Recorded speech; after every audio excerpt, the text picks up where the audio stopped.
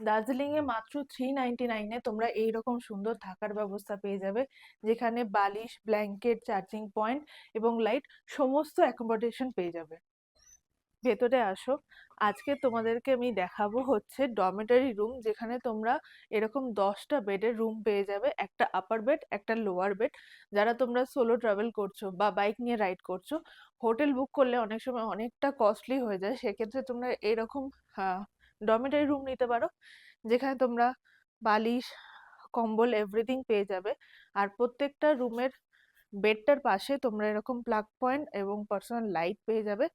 তোমরা যদি কিছু চার্জ করতে পারো, ইজিলি চার্জ করতে পারবে। এই সাইডটা একটা আয়না রয়েছে, আর এই দিকটা হচ্ছে কমন ওয়াশরুম। এই হচ্ছে ওয়াশরুম।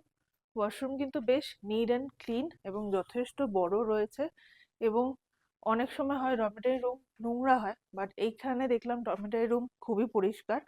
আর বাইকওয়ালা ভাইয়ার দৌলতে আমরা এরকম সুন্দর সুন্দর রুম বা হোটেলস এর খোঁজ পাচ্ছি। তোমাদেরকে বলে রাখি, তোমরা যারা বাইকার্স আছো, সেক্ষেত্রে তোমরা যদি শিলিগুড়িতে স্টে করো বাইকওয়ালা ভাইয়ার কাছে, সেক্ষেত্রে 299 পড়বে।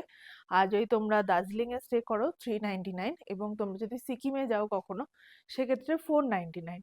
অনেক সময় হয় কি আমরা পুরোটাই প্ল্যান করি, কিন্তু থাকার জন্য হোটেল কস্টিং অনেক বেশি পড়ে যায়। শুধু হোটেল কস্টিং বাঁচানোর জন্য তোমরা এরকম ডরমেটরি রুম নিতে পারো।